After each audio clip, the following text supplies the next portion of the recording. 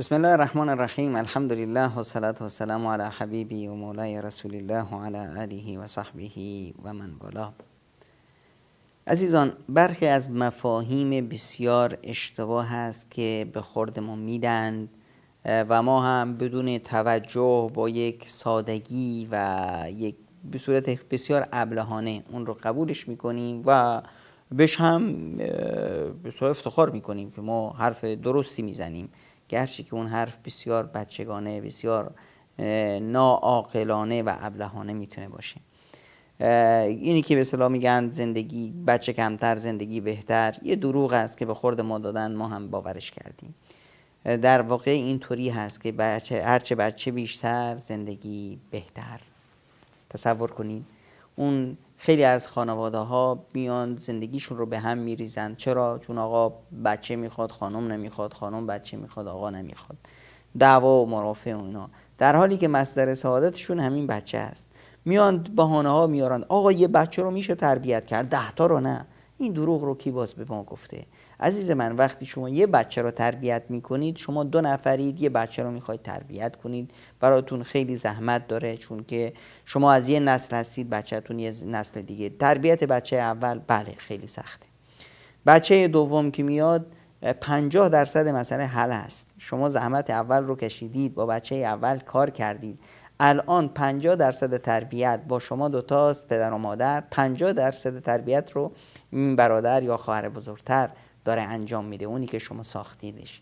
وقتی بچه سوم میاد، این به اصطلاح زحمت شما رو کم میکنه. این بچه سوم در یک محیط تربیت یافته اومده، 2 تا خواهر برادر بزرگتر از خودش داره که اونها در تربیت اون سهم عمده رو اونا دارند. الان 10% بیشتر پیش شما نیست، 90% رو اونا دارن متحمل میشن. وقتی که همینطور در یک خانواده 10 تا 15 تا 20 تا بچه هست، هرچه بچه ها اضافه میشن به همون اندازه وظیفه پدر و مادر در تربیت کمتر و کمرنگتر میشه و به اصطلاح خود به خود اون بچه چون که در یک محیط ساخته شده میاد، خود به خود تربیت میشه و بهترین تربیت. پس این قضیه تربیت، هرچی بچه بیشتر باشه تربیتش آسون تره و به اصطلاح تعلیمش آسون تره و به اصطلاح هوش و ذکاوتشون بهتر رشد میکنه و از نظر جسمی، روحی، روانی بهتر و پویاتر میشن. و در این حال هرچی هم به اصطلاح بچه ها بیشتر باشن، پدر و مادر راحت تر میشن. فردایی که پدر و مادر فرسوده شدن، این بچه هان که به اصطلاح اگر 9 تاش خراب باشن، یکیش که درست میشه، به پدر و مادر خواهد رسید و کمک کاری اونها باشه. خاصتا به خصوص در این زندگی نوینی که ما داریم که دنیا شده مثل یه روستایی، هر یک لحظه میبینیم که بچه ها این ور اون ور پراکنده میشن، برای کار، برای تحصیل، برای موارد دیگه ای از هم جدا میشن، میرن این ور اون ور. این تماسک خانواده بر هم میخوره و اینجاست که به صورت هرچه بچه‌ها بیشتر باشن، احتمال اینی که پدر و مادر در کنار خودشون چند تایی از اون بچه‌ها رو داشته باشند که در عصای پیرشون باشن بیشتره. در این حال در این زندگی مرکبی که ما داریم در این روزگار، هرچه بچه‌ها بیشتر باشن، یعنی چی؟ یعنی خواهر برادرها بیشتر باشن، میتونن به داد همدیگه برسن، در مشکلات همدیگر رو به اصطلاح برداشت کنن. تصور کنید که یک خانواده 3 تا فرزند داره، یکیشون افتاد، 2 تای دیگه خیلی براشون مشکله که یکی رو جمع کنن. اما اگر تو همین خانواده 10 تا 15 تا بچه باشه، 5 تاش هم بیفتن، بقیه میتونن به راحتی اونها رو جمع کنند و فشاری روی اونها نیست. هرچه هم اینا بیشتر باشند، یک قوت، یک قدرتی رو به اصطلاح به وجود میارن، یک اعتماد به نفسی به اونها الهام میشه، خود به خود درشون به وجود میاد که اونها میبینیم موفق تر هستن. ببینید در هر خانواده‌ای که 10 تا 15 تا بچه هست، همشون موفق هستن.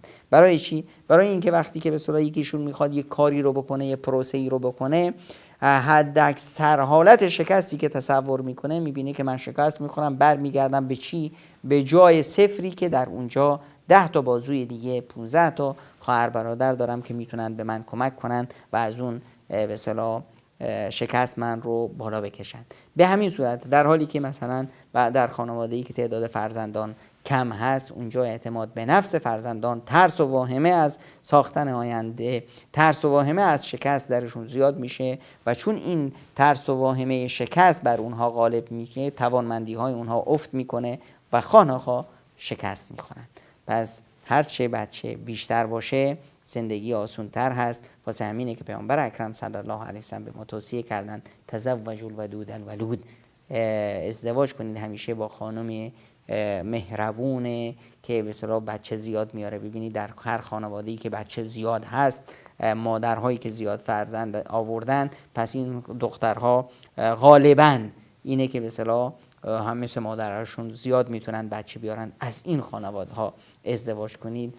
فانی مکثر بکم الامم یوم القیامه، چرا که من در روز قیامت میخوام افتخار بکنم به شما در مقابل امتهای دیگه. پس بیاییم این فخر رو برای پیامبر اکرم صلی الله علیه و سلم بخریم. این فخر پیامبر فخر و سعادت و راحتی ماست. تنها رسیدن برای این سعادت از ما هیچی نمیخواد جز یک جو همت.